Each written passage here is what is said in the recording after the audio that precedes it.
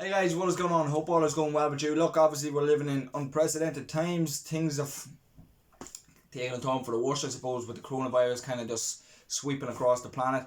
I really hope you're keeping safe. I really hope you're keeping well. Obviously, look, it is what it is. Unfortunately, we don't know when it's going to kind of get better. Please God, it is going. Of course, it's going to get better, but we just don't know when. All we can do as humans is keep following the protocols, keep following the guidelines from those that know best, and then we gotta let Mother Nature really take care of the rest. And hopefully, things get back to normal as quick as possible. Now, today we're going to talk about competency-based interviews. Okay, it might not be the top of everyone's priority list at the minute with everything that's going on. But use this time efficiently. Use this time maybe to upskill on something that you may have struggled in the past. And today we're going to talk about, like I say, competency-based interviews. So probably the most feared type of interview out there. Myself personally, it's not my favourite type of interview to face. But look, companies like to use them, and they've been using them for a very long time, and they're going to continue to use them. And today we're going to talk about the basics of competency-based interviews. And kind of how to overcome a couple of obstacles. And like everything, if at the end you need to kind of ask any further questions or dive a bit deeper, I will link all my social media below where you can fire me a question, and I will help you out in any way I can. And the website is also linked as well. Obviously, like I touched on with everything that is happening, I'm not meeting anyone face to face for obvious reasons. Any consultations that are required will be done via Skype, which have worked successfully in the past, so there shouldn't be too much of a major disruption on that front. So, without further ado, I meant to say, from the next bit of content I put out, it will be in kind of podcast form. I'm moving away from the videos. Look, editing and all that crack, it's proven to be a bit of a pain in the arse, and unfortunately I'm not making enough money to pay someone to do it. So at the minute it will be kind of podcast content that will be going out from future. But look, when things, I don't know, maybe we'll revisit the videos again at some point, but just wanted to kind of say that. So today's video is slightly different in the layout as well. If it works, this is going to cut off to a voiceover where I talk for a couple of minutes about competencies and then we come back. Alright, so without further ado, let's get started. Okay, so competency-based interviews. Okay, so competency-based interviews, like I touched on, aren't everybody's cup of tea. Not everyone's favourite type of interview to face, but look, it is what it is. Companies like to use them, so we just kind of grin and bear it and prepare as best we can for it, okay? Once we prepare for this type of interview, we're giving ourselves every fighting chance that it's going to be successful. So first things first, what are competencies? So a competency is a particular quality that a company's recruiters have decided is desirable for employees to possess. Okay, so a company has advertised a specific job that requires a specific skill set, and this type of interview will determine whether you have will give the employer a chance to determine whether you have these skills to be able to do the job efficiently. Okay, so what does a typical competency-based interview look like? So you won't necessarily be asked to talk about your CV or talk about yourself in this type of interview. Instead, it's going to be talking about different scenarios you have faced where you give examples back to the interviewer on how you dealt with certain situations, okay? When asked a question, it doesn't necessarily have to be about, when you answer the question, it doesn't necessarily have to be about your work experience. You can talk about your education experience or your, let's say, your hobby or something along the lines of that, just as long as it's relevant to what's been asked of you, okay? You will only get an idea of the type of questions that you will be asked. It's kind of hard to determine exactly what you'll be asked, but you'll get a fair idea if you put in the work. Okay, so for example, if you're going for a customer service role, the questions are obviously going to be around customer service. So couple that spring to mind. Tell me about a time you dealt with a difficult customer and what was the outcome. Or tell me about a time you went above and beyond for a customer and again, what was the outcome.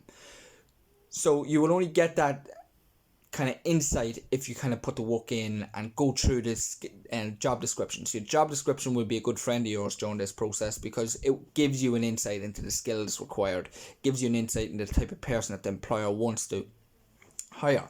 And again, obviously, look, if you're going for a manager's role, it's going to be around leadership. So, you'll know yourself, okay? Everybody kind of know yourself. But again, we don't leave this to chance. We have to prepare for it, okay? What I would suggest with competency-based interviews, the questions, this is where most people fall down, okay? You're asked a question and you dive straight in. You just want to get the answer right there. You want to say something. You dread that little bit of silence. There's absolutely no problem in when you're asked a question to ask for a couple of seconds just to think about a situation or a time you have encountered a situation like that, like whatever they've asked you. Okay, there's no harm. Someone asks you a question in normal life and you don't have the answer on the tip of your tongue. You know what I'm saying? Give us a second to think about that. Same thing. Okay, an employer wants you to answer the question correctly. So take a second, don't dive in, don't start waffling on something that they haven't even asked you about. You really got to hone in on your listening skills here, because another thing about this interview, you really got to be concentrated, you really got to be listening to what's being asked of you, because it's very easy to lack concentration for a second, and before you know it, you're talking about something that they haven't even asked you about, and then that's when things get awkward, so you don't want that. So you really got to listen to what's being asked of you. Okay, and then you got to ask for a second, just to gather your thoughts for a second, and use the STAR technique. So for those that's not familiar with the STAR technique, it's very, very popular when answering competency-based questions, because, okay, so S is obviously for situation, T is for task, A is for action, and then R is for result. So you're talking about the situation that you encountered, the task that was put in front of you, the action you took to complete the task, and then the overall result. Once you finish on your result, bang, question answered. Okay, so use that STAR technique, always have it in your head, and before you answer a question, think about the situation, think about the task, think about the action you undertook, and think about the result, and feed that back to the employer. Okay, take your time, don't panic, don't just dive straight in, give yourself a chance. All right, who tends to use these type of interviews most? So I suppose with these type of interviews, they're becoming increasingly popular, but studies show a third to half of all employers is using competencies as part of the recruitment process. Large graduate employers are especially likely to use this type of interview, again, because you don't necessarily have the work experience that you can talk about, so you can talk about maybe times during college you've encountered different situations and you can answer accordingly. So yeah, keep an eye out for that. And another question that kind of features is, how do I know whether I will face a competency-based interview? Well, like everyone else, my friend, if you want to know the answer to a question, you ask. Okay, so I talked about this in my first video. If you are on the phone or you've been invited for an interview, there's absolutely no harm in you saying to the employer, oh, perfect, thank you so much. Can I just ask what type of interview I should be preparing for? Okay, if it's not outlined to you in the invitation, ask. Okay, again, this benefits you because you know what to prepare for. There's obviously various different types of interviews you can face, so you're getting an idea of what to prepare for, and it obviously benefits them as well because they're getting somebody that wants to get it right first time, that wants to prepare and not wasting anybody's time. So I've never had somebody on the phone say, I'm not telling you, figure it out yourself. Nah, because that doesn't benefit anybody. Okay, so don't be afraid to ask the question. Okay, trying to think really what else. Look, I'm not going to overload with information here, okay? It's a competency-based interview. You're going to be asked about situations you've encountered. Normally, you will be asked to provide 2 examples of each question that's asked, so be prepared, have examples, and again, you only get comfortable doing this if you prepare for it. Like, I'm sick of saying prepare, but look, at the end of the day, that's all it really takes. And then finally, with any interview or any meeting you ever have in your life, first impression is absolutely key. Again, I talk about this in my first video and I'll continue to talk about it in any interview video I talk about, or any kind of video I talk where we're meeting someone for the first time. The impression is absolutely key. So with an interview, you're making sure you're on time, you look presentable, you look focused, ready to kind of grab hold of the opportunity that's been given to you. But don't look too tense. Okay, it's okay to be nervous for an interview, absolutely, but look, a real skill set is being able to kind of shake that off when it matters and gaining composure, okay, and delivering. So, no problem being nervous, but like I say, be ready. You won't be too nervous if you put the work in. So studies show that, look, interviewers know within the first few minutes whether they like you or not, so make sure you give yourself every single fighting chance, and trust me, it is as simple as that.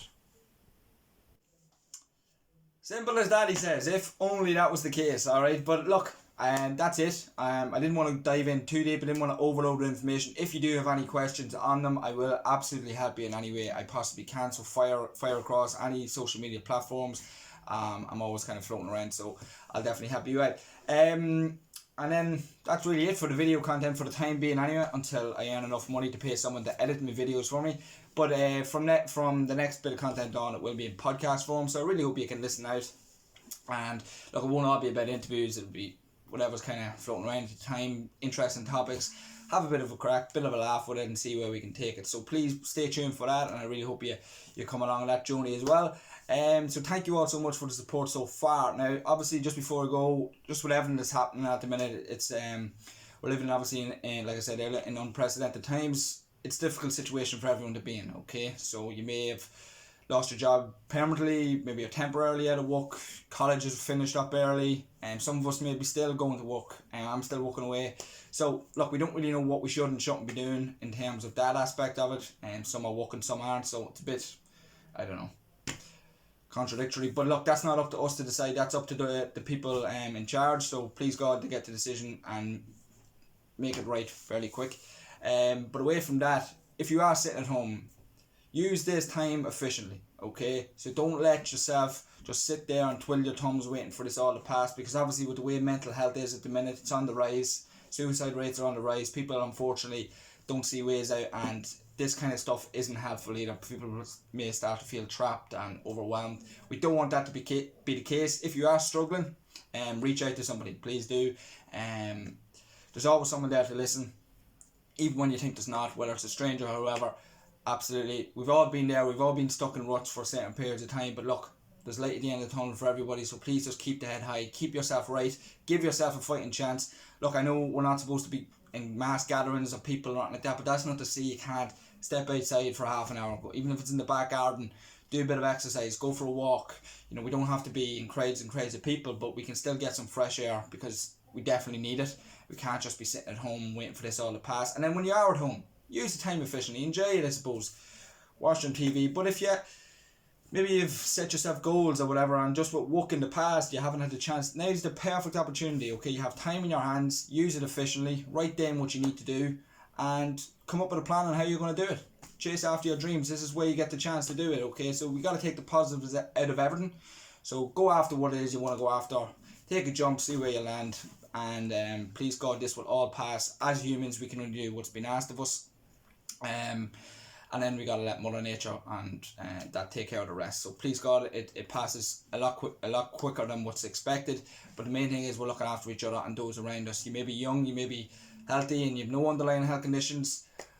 Think about the people that aren't in that lucky situation, who we can pass this on to. So please take every precaution that we possibly can, and yes, most importantly, look after ourselves and look after each other. That's really it from me. Speech over, done.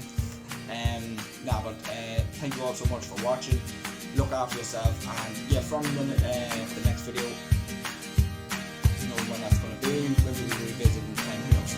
Anyway, look after yourself and talk to you guys soon. All the very best. Bye bye.